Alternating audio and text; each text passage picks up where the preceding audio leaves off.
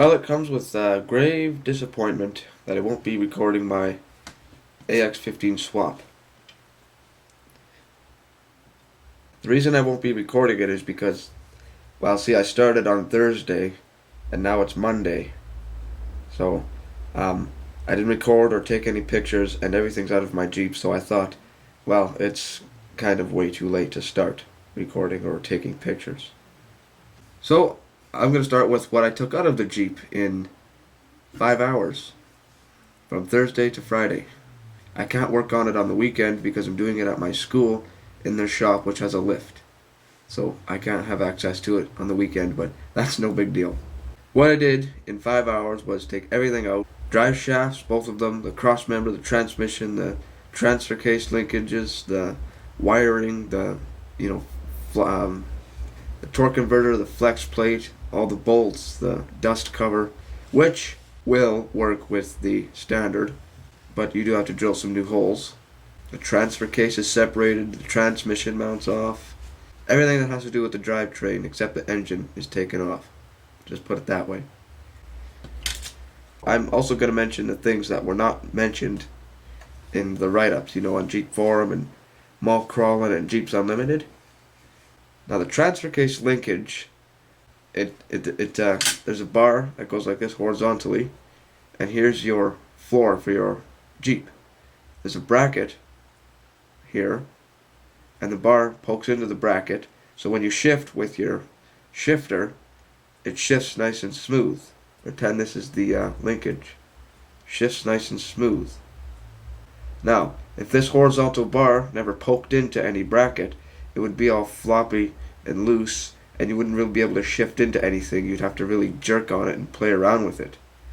So it's plugged in there for nice, smooth, sturdy shifting. That horizontal bar is in there 1/2 inch, and you cannot drop or do anything with the transmission until you move that damn thing. What you have to do is take the whole transmission while it's on the jack and everything's unbolted and move it to the right, and then you can pry that bar out of there. It's really simple, you'll see. Another thing that isn't mentioned is you can modify the transfer case linkage bracket thing. Another thing that isn't mentioned in the write-ups is you can modify the transfer case linkage. Transfer case linkage bracket thing looks like this. Mount, whatever you want to call it. The bolts bolt in vertically. There's 2 of them. On the AX15, there's 2 bolt holes as well, but they go horizontally. So instead of you bolting down like this, you have to bolt in like this. So this horizontal bar here has to get cut off, so you're just left with a plate. And then you drill new holes, and you're done. Of course, you put a few washers on the backside so you have a little bit of clearance. The 1 bar for the linkage, it has to stick through the metal on the bushing sort of thing. So make sure you have clearance for that. What else? Oh yes, the transmission mount. You can also modify that instead of spending $26 like I did and getting the completely wrong one from Rock Auto. Don't do that. The holes on the AX15 are exactly in the same spot as the ones on the automatic for the transmission mount. So that being said, you can basically just take the mount off the automatic and put it on the standard. But there's one problem: the bolt holes don't line up. So what you have to do is drill 4 new bolt holes, and the mount will hook right up perfectly fine. And since the bolt holes are exactly the same length, the cross member does not have to be moved, like they say in the write-ups. What else that's not mentioned are the wires to keep and discard. On the automatic, there's 7 or 8 wires, sensors, connectors, whatever, that you need for the automatic. 3 of them go to the transfer case, 1 being the speedometer gear, 1 being probably to send a signal to your dash, tell you you're in 4x4, and the other one I have no idea. 2 of them that you need to keep are from the transmission. 1 is a crankshaft position sensor, and the other is the backup lights. Backup lights.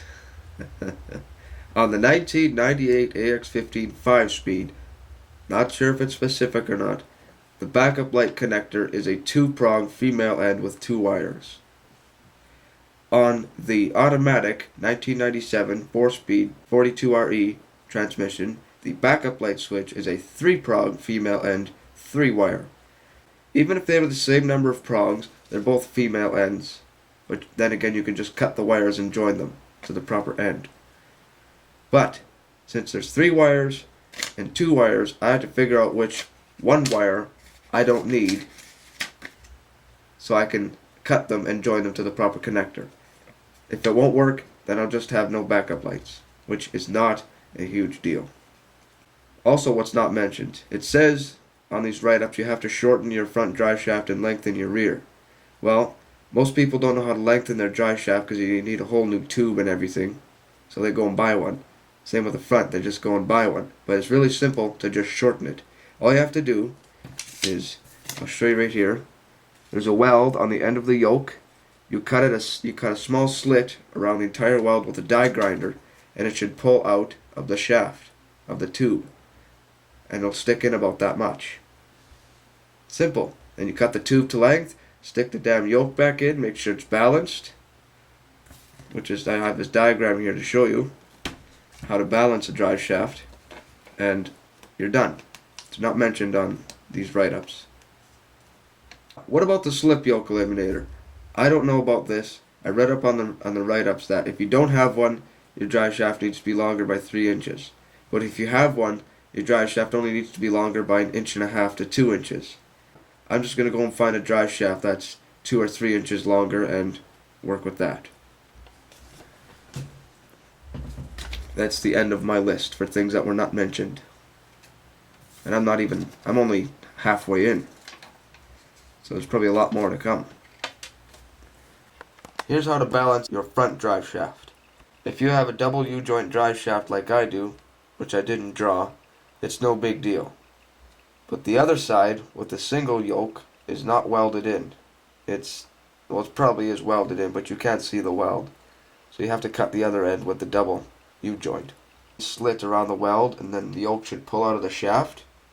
And it sticks in the shaft about 1/4 inch to 1/2 inch.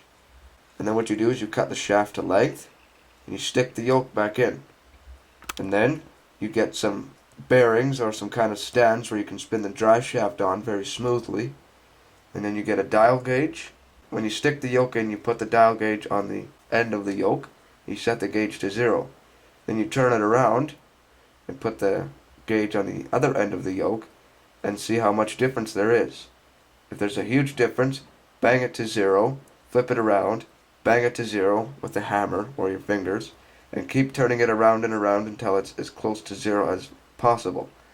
Once you've got it perfectly at 0, put a small tack weld and do that whole process again. Flip it around, make sure both ends are at 0. Then you put another tack weld, and then you do the same, make sure it's still at 0, which it should be. Put 2 more tack welds on the other end, so you've got 2 on the top, 2 on the side, and then weld all the way around, and your drive shaft should be perfectly balanced for free. And I drew a hammer there and a MIG welding gun. So until further news, I'll talk to you later. I'm starting again Monday, and the things that I listed here that needed to be done, I estimated about 10 to 13 hours to do that, depending on the amount of times I screw up or get stuck at something or have to sit there and think. So 10 to 15 hours, everything should be ready to go right back inside my Jeep. Collectively, adding all those hours, 1, 2, 3, 4, 5, 6, 7, 8, 9, 10, 11, 12, 13, 14, 15, 16, 17. 17 hours to do the entire swap. We'll call it 20 because I'm going to screw up somewhere. But that's still 6 hours less than everyone says on the write-ups. 2 weeks. I've only been working on it 1.5 weeks by the time it'll be in. With 2 other novice guys that learn very quickly. Got to get to school now.